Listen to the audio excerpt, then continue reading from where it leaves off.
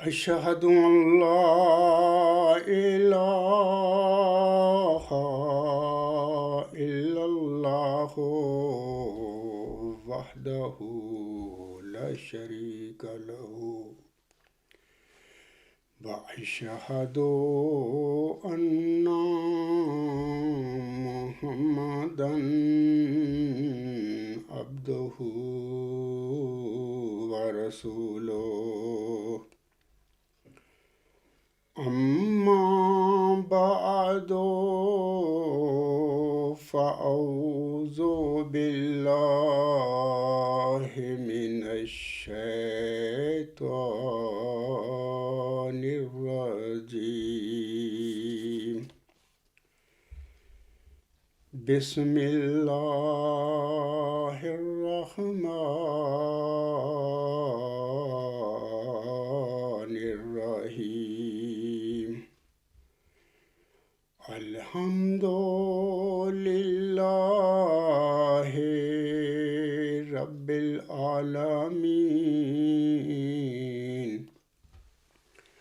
الرحمن الرحيم مالك يوم الدين إياك نعبد وإياك نستعين اهدنا الصراط المستقيم صراط الذين أنعمت عليهم صراط الذين أنعمت عليهم غير المغضوب عليهم ولا الضالين۔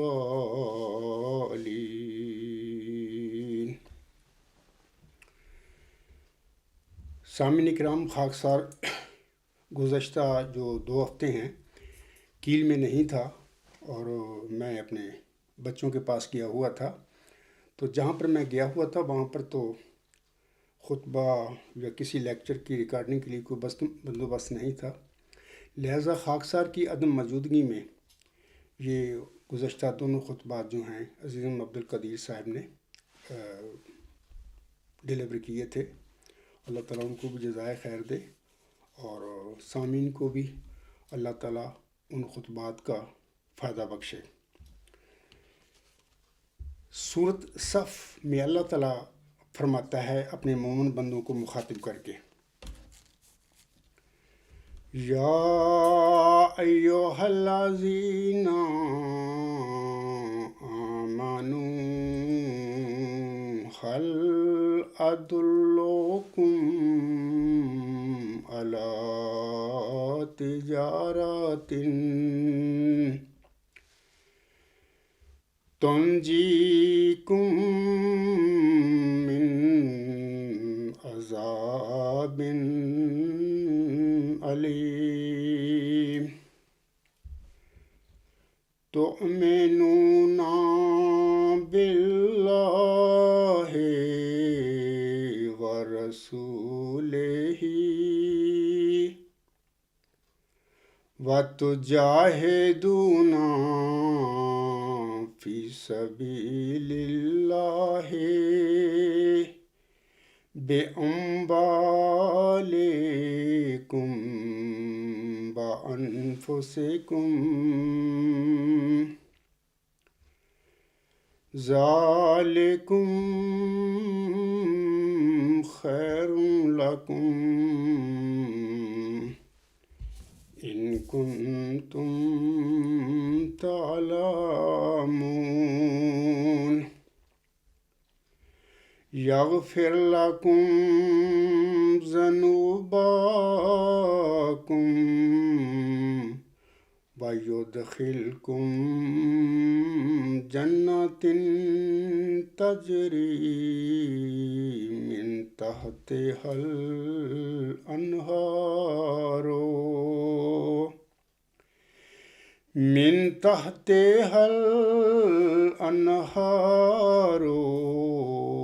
وَمَسَاكِنَ طَيِّبَاتٍ فِي جَنَّاتِ عَدْنٍ ذَلِكَ الْفَوْزُ الْعَظِيمُ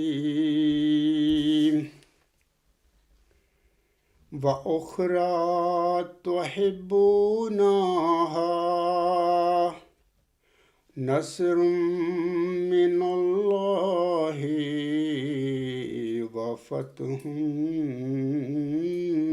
قَرِيبٌ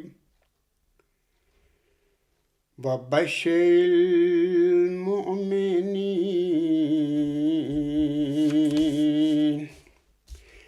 سامعین کرام، یہ سورۃ صف کی 4 آیات بھی میں نے تلاوت کی ہیں، آیت نمبر 11 سے 14 تک۔ ان آیات میں اللہ تعالیٰ فرماتا ہے اپنے بندوں سے مخاطب ہو کر،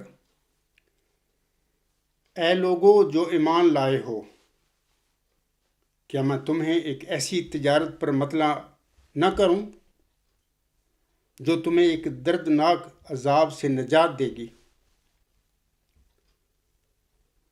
تم جو اللہ پر اور اس کے رسول پر ایمان لاتے ہو اور اللہ کے راستے میں اپنے اموال اور اپنی جانوں کے ساتھ جہاد کرتے ہو، یہ تمہارے لیے بہت بہتر ہے اگر تم علم رکھتے ہو۔ آگے اللہ فرماتا ہے وہ تمہارے گناہ بخش دے گا اور تمہیں ایسی جنتوں میں داخل کر دے گا جن کے دامن میں نہریں بہتی ہیں، اور ایسے پاکیزہ گھروں میں بھی جو ہمیشہ رہنے والی جنتوں میں ہیں۔ یہ بہت بڑی کامیابی ہے۔ آیت نمبر 14 میں اللہ فرماتا ہے ایک دوسری بشارت بھی جسے تم بہت چاہتے ہو، اللہ کی طرف سے نصرت اور قریب کی فتح ہے۔ اللہ تعالیٰ اپنے پیارے نبی صلی اللہ علیہ وسلم سے مخاطب ہو کر فرماتا ہے وَبَشِّرِ الْمُؤْمِنِينَ، اے میرے پیارے نبی صلی اللہ علیہ وسلم، پس تو مومنوں کو خوشخبری دے دے۔ سامعین کرام، ان آیات میں ہم دیکھتے ہیں کہ اللہ تعالیٰ نے اپنے بندوں سے، مومن بندوں سے جو پیارے نبی حضرت محمد مصطفیٰ احمد مجتبیٰ صلی اللہ علیہ وسلم پر ایمان لائے، ان سے اللہ تعالیٰ نے ان آیات میں ایک تجارت کا وعدہ فرمایا ہے۔ اللہ فرماتا ہے اس تجارت کے حوالے سے کہ یہ تجارت اگر تم میرے ساتھ کرو گے تو یہ تجارت تمہیں جہنم کے عذاب سے بچا لے گی۔ اور آگے اللہ فرماتا ہے اسی دوسری آیت میں اللہ تعالیٰ اس عبارت کے تجارت کے حوالے میں بھی فرما دیتا ہے کہ یہ تجارت ہے کیا۔ یہ تجارت اس طرح ہے کہ اللہ فرماتا ہے کہ تم اللہ پر اور اس کے رسول صلی اللہ علیہ وسلم پر دل و جان سے ایمان لے آؤ، اور پہلی بات۔ دوسری بات یہ ہے کہ اللہ کے راستے میں اپنے اموال اور اپنی جانوں کے ساتھ جہاد کرو، یہ تمہارے لیے بہت بہتر ہے اگر تم علم رکھتے ہو۔ تو ہم دیکھتے ہیں کہ یہاں پر پہلے تو اللہ تعالیٰ نے مومنین کو بتا دیا کہ تم پہلے تو اللہ پر، یعنی جو ہمارے کائنات کا مالک ہے، جو مالک ہے جنہیں ہمیں تخلیق دی ہے، اس پر اور اس پیارے نبی حضرت محمد مصطفیٰ احمد مجتبیٰ صلی اللہ علیہ وسلم پر ایمان لاؤ۔ اور اس کے بعد اللہ نے یہ فرما دیا، دوسری بات یا دوسرا حکم کہہ دیا اس تجارت کے لیے جو جس کی طرف اللہ تعالیٰ ہمیں بلا رہا ہے کہ تم اپنے مالوں اور اپنی جانوں کے ساتھ اللہ تعالیٰ کی راہ میں جہاد کرو۔ مالوں سے جہاد تو یہ ہے کہ اللہ تعالیٰ کے دین کی اشاعت کے لیے اور اللہ تعالیٰ کے جلال کی عظمت کے لیے ہم ہمہ وقت اپنے مال اللہ تعالیٰ کی راہ میں خرچ کرتے رہیں۔ ہر قسم کی نیکیاں ہم بجا لائیں جن کا اللہ تعالیٰ نے اپنے کلام میں ہمیں حکم دیا ہوا ہے کہ تم یہ نیک کام کرو، تم اس بدی سے بچ جاؤ۔ تو تمام جو نیکیاں اللہ نے ہمیں بتائی ہوئی ہیں کہ اے میرے مومن بندو تم یہ نیکیاں بجا لاؤ، ہمیں چاہیے کہ ان نیکیوں کے بجا لانے میں ہمیں اپنے دل و جان سے اپنے مال کو خرچ کرنا چاہیے۔ کبھی بھی ہمیں بوجھ کی طرف نہیں جانا چاہیے، کنجوسی کی طرف نہیں جانا چاہیے، اور ڈرنا نہیں چاہیے کہ ہمارے مال خرچ ہو رہے ہیں۔ بلکہ میں تو اکثر پہلے بھی کہا کرتا ہوں کہ عقل مند اور سمجھدار بندہ وہی ہے کہ جو ہر چیز جو ہے اللہ کے لیے اس دنیا میں خرچ کر دے۔ اگر وہ ایسا کرے گا تو سمجھو وہ کامیاب ہو گیا ہے۔ تو ایک دوسری قسم کے لوگ ہوتے ہیں جو دنیا میں مال اکٹھا کرتے رہتے ہیں اور دن رات اسی کام میں وہ لگا دیتے ہیں، اور ساری زندگی اسی راستے میں وہ گزر جاتی ہے، اور مال اکٹھا کرتے رہتے ہیں، ان کو توفیق ہی نہیں ملتی کہ کوئی نیک کام بھی ہم کر لیں۔ اللہ تعالیٰ ایسے ہمارے مومن بھائیوں کو بھی سمجھ دے، فہم دے، اور وہ بھی اس کار خیر میں بڑھ چڑھ کر حصہ لیں، اور اللہ کے لیے یہ جو اللہ نے فرمایا ہے تم میرے راستے میں مالوں سے اور جانوں سے جہاد کرو، تو وہ بھی اپنے مال اللہ کے راستے میں بے دریغ خرچ کریں اور اللہ کی رضا پائیں۔ اور وہ جو تجارت ہے جس کا اللہ تعالیٰ ہمیں وعدہ فرما رہا ہے ان آیات میں، تو یہ مال خرچ کر کے انشاءاللہ تعالیٰ ہم سب اس تجارت میں کامیابی حاصل کر لیں گے۔ دوسری اللہ تعالیٰ نے فرمایا ہے کہ اپنی جانوں کے ساتھ جہاد بھی کرو میرے لیے راستے میں، اللہ تعالیٰ کے راستے میں۔ جانوں سے جہاد یہ ہے کہ مثال کے طور پر ایسے حالات کسی اگر ملک میں پیدا ہو جائیں کہ جو منکرین ہیں، کافرین جو ہیں، مشرکین جو ہیں، اگر ہمیں اپنے دین حقہ پر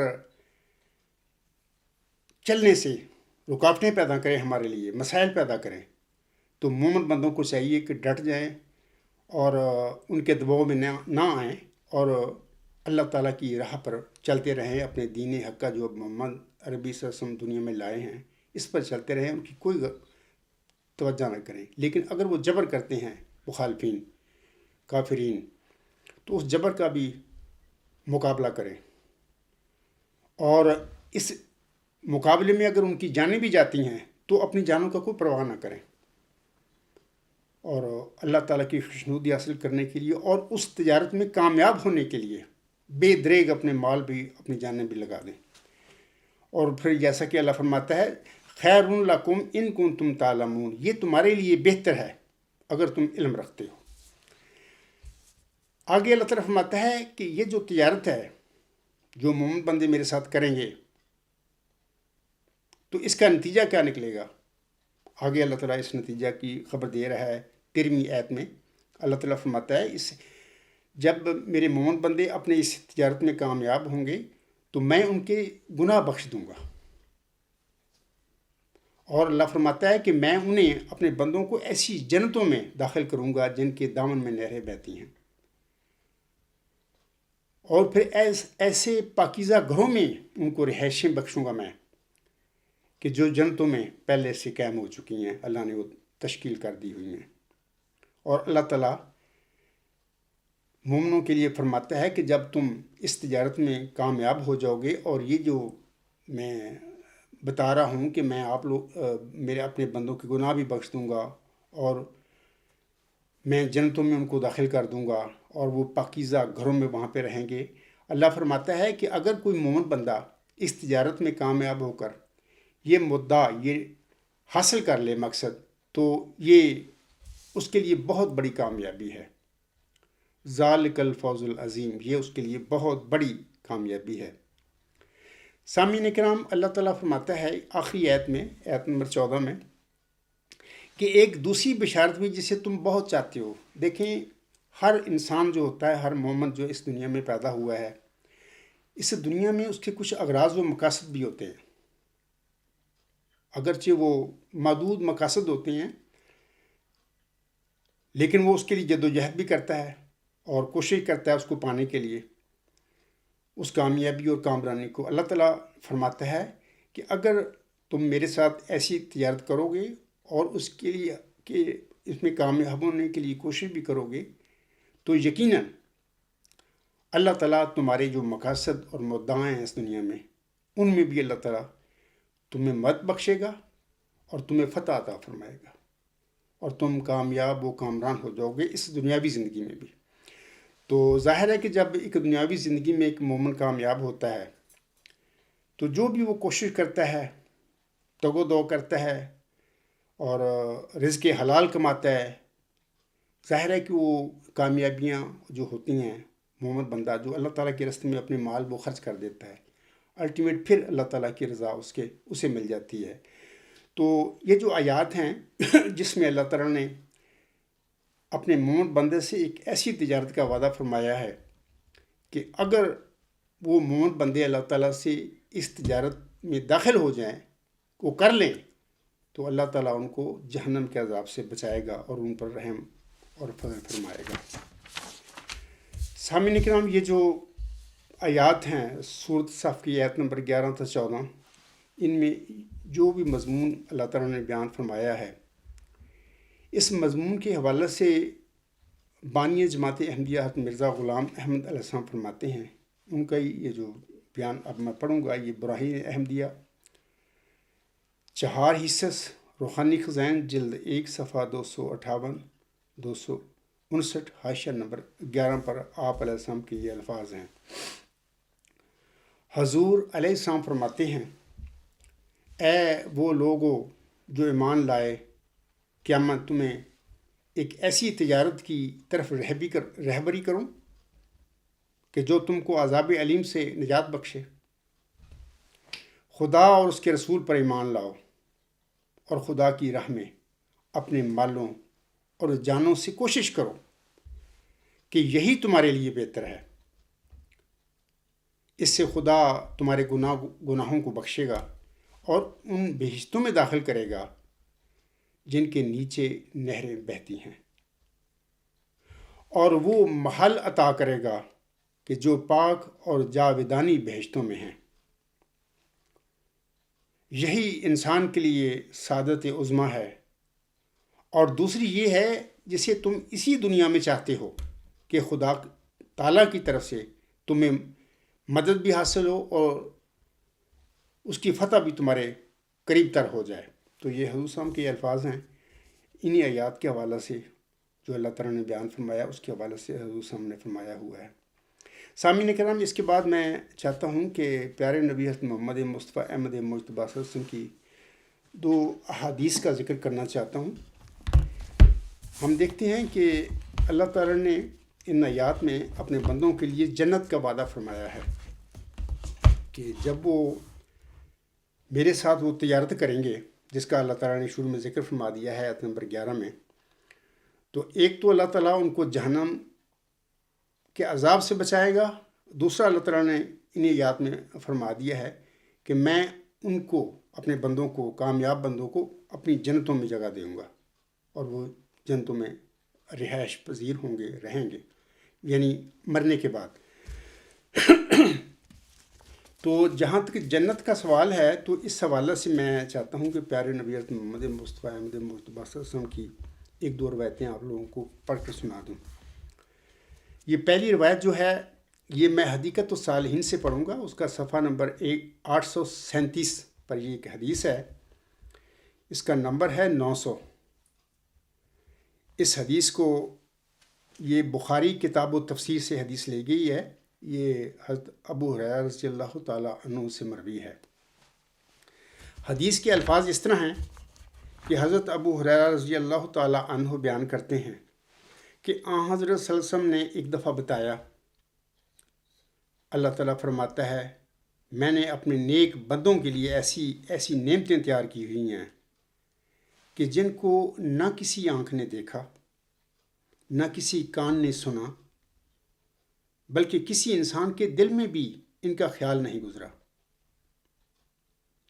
اس کی تصدیق کے لیے اگر تم چاہو، پیارے نبی صلی اللہ علیہ وسلم فرماتے ہیں، اس کی تصدیق کے لیے اگر تم چاہو تو یہ آیت پڑھ لو، فَلَا تَعْلَمُ نَفْسٌ مَا أُخْفِيَ لَهُم مِّن قُرَّةِ أَعْيُنٍ، یعنی کوئی انسان کو ٹھنڈک پہنچانے والی، یعنی کوئی انسان آنکھ کو ٹھنڈک پہنچانے والی ان نعمتوں کو نہیں جانتا جو نیک لوگوں کے لیے اس کے خزانہ غیب میں مخفی ہیں۔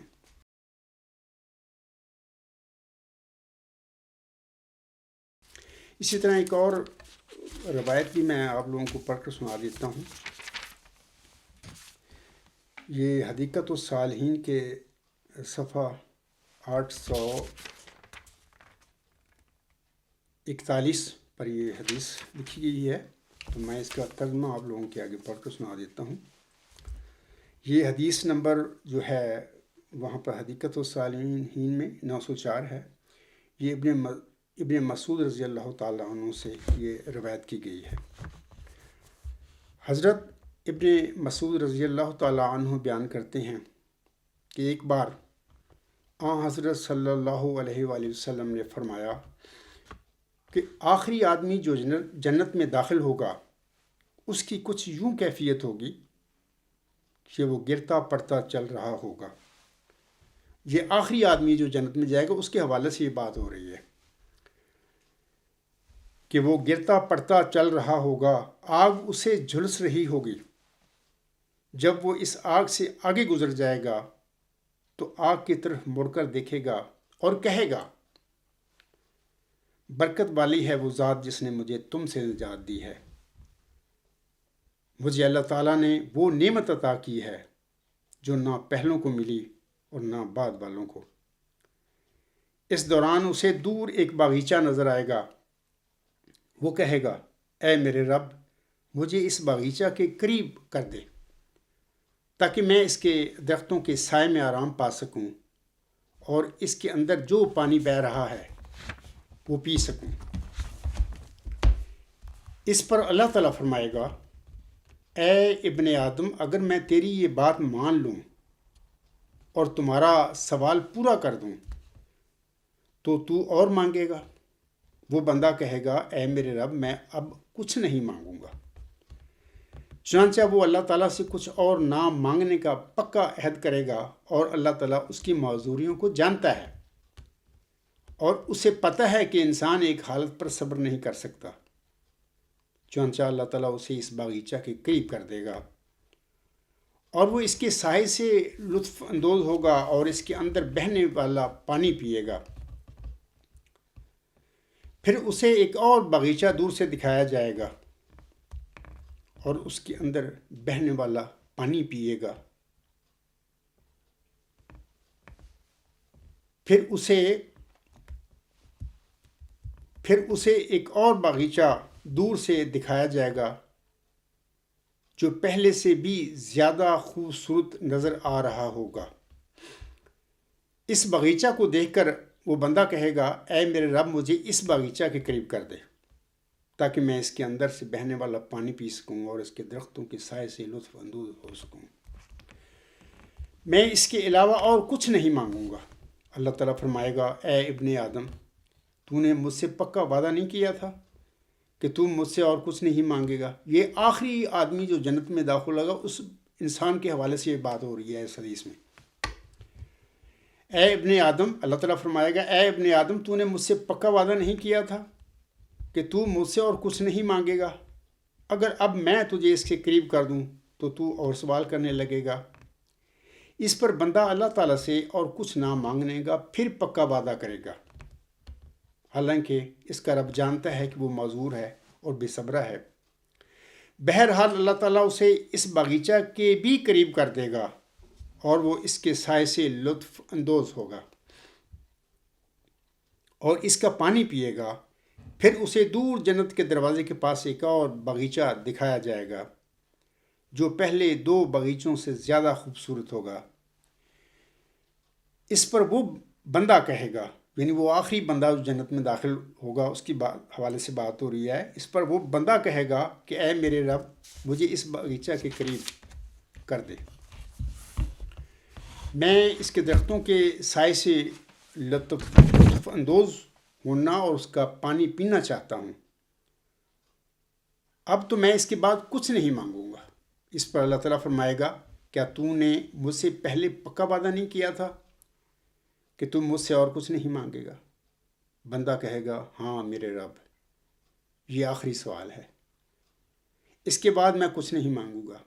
حالانکہ خدا تعالیٰ جانتا ہے کہ یہ فطرتاً معذور ہے، اس میں صبر اور حوصلہ نہیں ہے.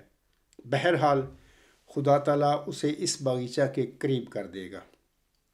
جب وہ اس کے قریب آئے گا تو اہل جنت کی آوازیں اسے آ رہی ہوں گی۔ وہ کہے گا، اے میرے رب، مجھے جنت میں داخل ہونے کی اجازت دے۔ اللہ تعالیٰ کہے گا، تمہارا صبر کہاں گیا؟ پھر اپنی رحمت عامہ کے تحت فرمائے گا، کیا تجھے یہ پسند ہے کہ میں تجھے ساری دنیا اور اس جیسی اور دنیا دے دوں؟ اس پر وہ بندہ کہے گا، اے میرے رب، مذاق تو نہ کیجیے، تو رب العالمین ہے۔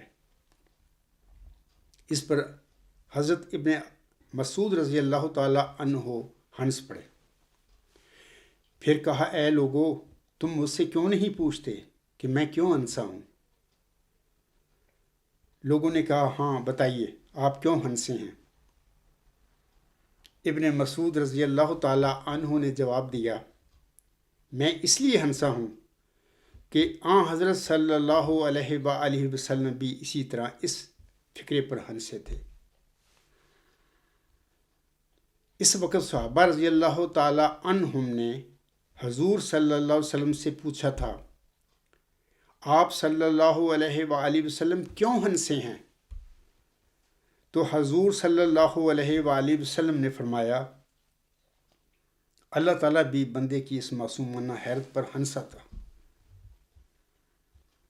جب اس نے کہا، میرے رب، مجھ سے مذاق تو نہ کیجیے، تو اس پر اللہ تعالیٰ فرمائے گا، میں تجھ سے مذاق نہیں کرتا، بلکہ میں جو کچھ کہتا ہوں اس پر قادر ہوں اور تجھے اتنی بڑی نعمت دے سکتا ہوں۔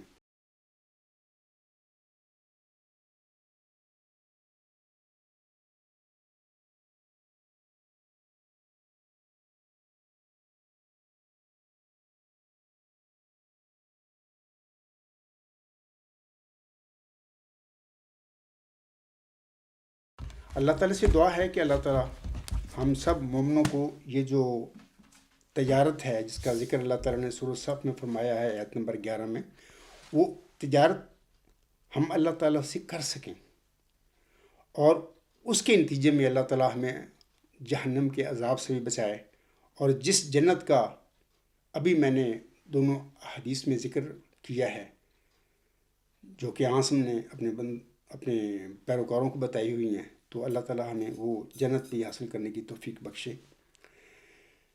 سامعین کرام، اس کے بعد میں چاہتا ہوں کہ آپ لوگوں کے آگے حضرت مرزا غلام احمد علیہ السلام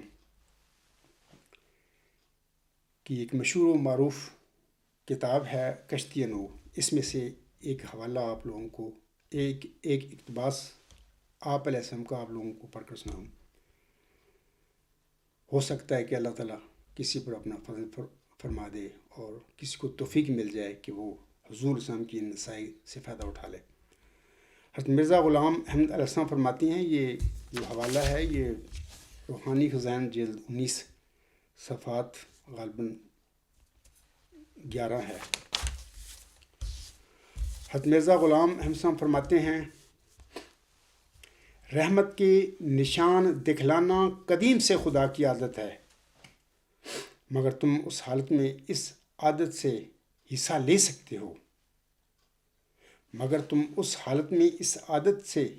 سکتے ہو کہ تم میں اور اس میں کچھ جدائی نہ رہے، اور تمہاری مرضی اس کی مرضی اور تمہاری خواہشیں اس کی خواہشیں ہو جائیں۔ سامعین کرام، یہ سنیے، بڑے غور سے سنیے ان الفاظ کو، اور کوشش کیجئے کہ اللہ تعالیٰ آپ سب کو ان ہدایات جو مرزا غلام صاحب نے یہاں پر بیان فرمائی ہیں اس پر عمل کرنے کی توفیق بخشے، صحیح سچے دل سے، اور پھر اللہ تعالیٰ آپ کو کامیابیاں بھی بخشے۔ آگے حضور فرماتے ہیں، اور تمہارا سر ہر ایک وقت اور ہر ایک حالت میں مراد یابی اور نامرادی میں اس کے آستانہ پر پڑا رہے،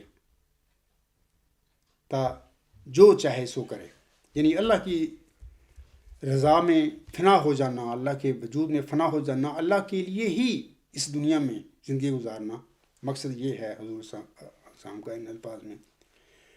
آگے حضور علیہ السلام فرماتے ہیں، اگر تم ایسا کرو گے تو تم میں وہ خدا ظاہر ہوگا جس نے مدت سے اپنا چہرہ چھپا لیا ہے۔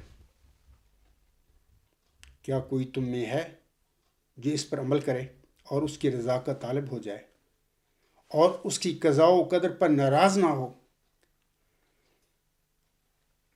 بعض اوقات ایسے دوست بھی ہوتے ہیں کہ تھوڑی سی تکلیف ان کو لاحق ہو جائے اس دنیا میں تو شور ڈال دیتے ہیں، شکوے کرنا شروع کرتے ہیں اللہ تعالیٰ کے حضور، اور اللہ تعالیٰ نے جو بے انتہا نعمتیں ہمیں بخشی ہیں وہ اس کو بھول جاتی ہیں، وہ تکلیف یاد رہتی ہے کہ یہ تکلیف مجھے کہاں سے آ گئی۔ ایسا نہیں کرنا چاہیے۔ اللہ تعالیٰ کی قضاء و قدر پر ہر حال میں ہمہ وقت راضی رہنا چاہیے۔ آگے حسن فرماتے ہیں، سو تم مصیبت کو دیکھ کر اور بھی قدم آگے رکھو کہ یہ تمہاری ترقی کا ذریعہ ہے، اور اس کی توحید زمین پر پھیلانے کے لیے اپنی تمام طاقت سے کوشش کرو، اور اس کے بندوں پر رحم کرو، اور ان پر زبان یا ہاتھ یا کسی تدبیر سے ظلم نہ کرو، اور مخلوق کی بھلائی کے لیے کوشش کرتے رہو۔ دیکھیں حضور صاحب کی کیا تعلیم ہے، اس وقت جماعت یہ قادیان کیا کرتی پھر رہی ہے، اس کا جو نظام ہے جس کا اسلام سے کوئی تعلق نہیں، اس نظام کو چلانے والوں کے رویے کیا ہیں؟ کیا وہ مرزا غلام صاحب کی اس تعلیم پر عمل کرتے ہیں؟ ہرگز نہیں، وہ تو اس تعلیم سے کوسوں دور چلے گئے ہیں، نام لیتے ہیں صرف مرزا غلام احمد السلام کا اپنی دنیا کمانے کے لیے۔ اللہ ان پر رحم فرمائے اگر یہ رحم کے قابل ہیں۔ آگے حضور فرماتے ہیں، اور کسی پر تکبر نہ کرو گو اپنا ماتحت ہو، اور کسی کو گالی مت دو گو وہ گالی دیتا ہو۔ بڑی عظیم یہ تعلیم ہے، لیکن اس پر عمل کرنے کی اسی کو توفیق ملے گی جو اللہ کا بن جائے گا بندہ۔ غریب اور حلیم اور نیک نیت اور مخلوق کے ہمدرد بن جاؤ تا قبول کیے جاؤ۔ بہت ہیں جو حلم ظاہر کرتے ہیں مگر وہ اندر سے بھیڑیے ہیں، بہت ہیں جو اوپر سے صاف ہیں مگر اندر سے سانپ ہیں۔ بالکل جیسا حضور فرما رہے ہیں ایسے ہی دنیا میں ہے، بہت سارے لوگ ہوتے ہیں جو ظاہری طور پر تو بڑا علم ظاہر کرتے ہیں لیکن اندر سے وہ بھیڑیے ہوتے ہیں، اور اوپر سے تو بڑا صاف کو اور اپنا شو کرتے ہیں اپنی، لیکن اندر سے میرا صاحب فرما رہے ہیں کہ اندر سے سانپ ہوتے ہیں۔ سو تم اس کی جناب میں قبول نہیں ہو سکتے جب تک ظاہر و باطن ایک نہ ہو۔ بڑے ہو کر چھوٹوں پر رحم کرو نہ ان کی تحقیر، اور عالم ہو کر نادانوں کو نصیحت کرو نہ خود نمائی سے ان کی تذلیل، اور امیر ہو کر غریبوں کی خدمت کرو نہ خود پسندی سے ان پر تکبر۔ ہلاکت کی راہوں سے ڈرو، خدا سے ڈرتے رہو اور تقوی اختیار کرو، اور مخلوق کی پرستش نہ کرو، اور اپنے مولا کی طرف منقطع ہو جاؤ، اور دنیا سے دل برداشتہ رہو اور اسی کے ہو جاؤ، اور اسی کے لیے زندگی بسر کرو، اور اس کے لیے ہر ایک ناپاکی اور گناہ سے نفرت کرو کیونکہ وہ پاک ہے۔ چاہیے کہ ہر ایک صبح تمہارے لیے گواہی دے کہ تم نے تقوی سے رات بسر کی، اور ہر ایک شام تمہارے لیے گواہی دے کہ تم نے ڈرتے ڈرتے دن بسر کیا۔ دنیا کی لعنتوں سے مت ڈرو کہ وہ دھوئیں کی طرح دیکھتے دیکھتے غائب ہو جاتی ہیں اور دن کو رات نہیں کر سکتی، بلکہ تم خدا کی لعنت سے ڈرو جو آسمان سے نازل ہوتی ہے اور جس پر پڑتی ہے اس کی دونوں جہانوں میں بے حقنی کر جاتی ہے۔ تو یہ حضور صاحب کے فرمودات ہیں، آپ علیہ السلام کی یہ تعلیم ہے۔ یہ جو مخالفین ہیں دن رات آج کل ختم نبوت کے جو چیمپئن ہیں، دیکھتے ہیں ہم پاکستان میں کیا ہو رہا ہے، حضرت مرزا غلام احمد صاحب کے متعلق یا آپ کے پیروکاروں کے متعلق جو وہاں پر تکلیفیں دی جا رہی ہیں احمدی حضرات کو، تو یہ دیکھیں کہ اس عظیم انسان کی تعلیم وہ نہیں دیکھتے پڑھتے بھی وہ کیسا انسان تھا، کس قسم کے اس نے فرمودات لکھے ہوئے ہیں، اور اپنے پیروکاروں کو بلکہ پوری دنیا کو بتایا ہوا ہے کہ تم یہ نیک کام کرو اور یہ برے کام چھوڑ دو۔ اس کے باوجود بھی ہم دیکھتے ہیں کہ پاکستان میں کتنا ظلم ہو رہا ہے احمدیوں پر۔ اللہ تعالیٰ ہمارے جو مسلمان بھائی ہیں جو دن رات مرزا غلام احمد الاسلام کی تکذیب کرتے پھر رہے ہیں، اللہ تعالیٰ ان کو بھی ہدایت دے۔ ہمیں چاہیے کہ ہم ان کے لیے بھی دعا کرتے رہیں کہ اللہ تعالیٰ ان کو ضائع نہ کرے، اور ان سب کو حضرت مرزا غلام صاحب کی قبولیت کی توفیق بخشتے ہوئے۔ اگر اللہ چاہے تو وہ کر سکتا ہے، کیونکہ اس کے لیے کوئی چیز ناممکن نہیں، وہ جو چاہے کر سکتا ہے۔ تو اللہ کرے ایسا ہی ہو۔ آخر میں حضرت مولانا رومی کا ایک حکیمانہ قول پڑھ کر اپنے خطبے کو ختم کر دوں گا۔ حضرت مولانا رومی رحمہ اللہ تعالیٰ فرماتے ہیں، جب عقل پر پردہ پڑ جائے تو سمجھانے والا آدمی سب سے برا لگنے لگتا ہے۔ دوبارہ میں عرض کرتا ہوں، ان کے الفاظ پڑھتا ہوں۔ وہ فرماتے ہیں، جب عقل پر پردہ پڑ جائے تو سمجھانے والا آدمی سب سے برا لگنے لگتا ہے۔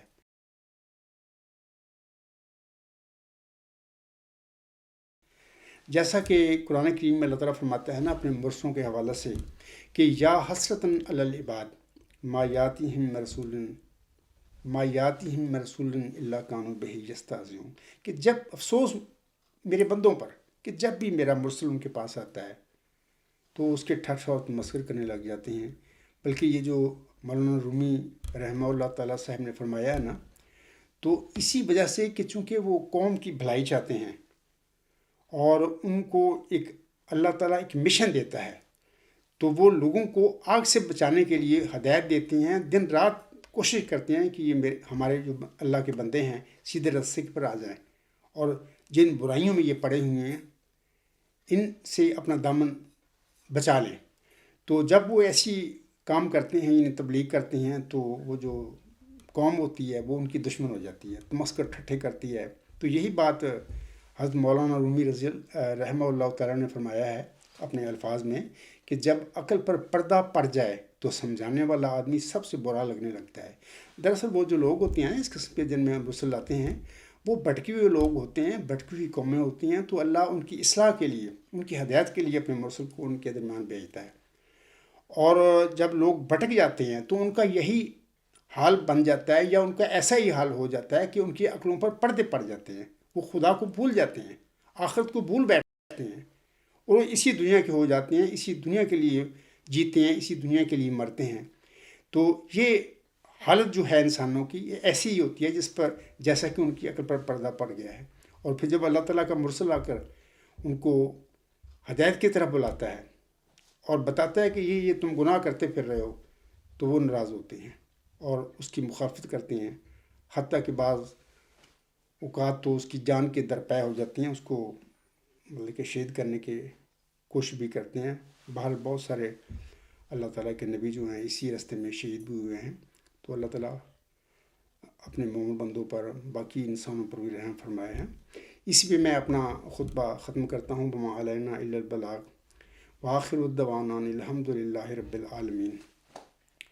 فالحمد للہ اولم و آخرم و ظاہرم و باطنا ہوا مولانا نعم المولا و نعم النصیر و نعم الوکیل۔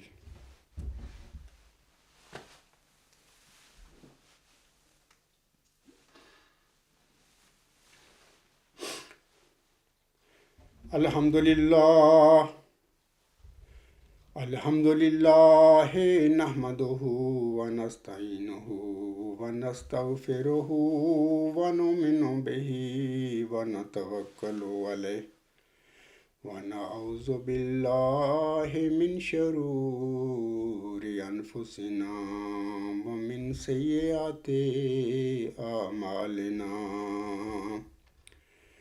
من یہدہ اللہ فلا مضل لہ ومن یضللہ فلا ہادی لہ، ونشہد ان لا الہ الا اللہ ونشہد ان محمدا عبدہ ورسولہ۔ عباد اللہ رحمکم اللہ، إن الله يأمر بالعدل والإحسان وإيتاء ذي القربى وينهى عن الفحشاء والمنكر والبغي يعظكم لعلكم تذكرون اذكروا الله يذكركم وادعوه يستجب لكم ولذكر الله أكبر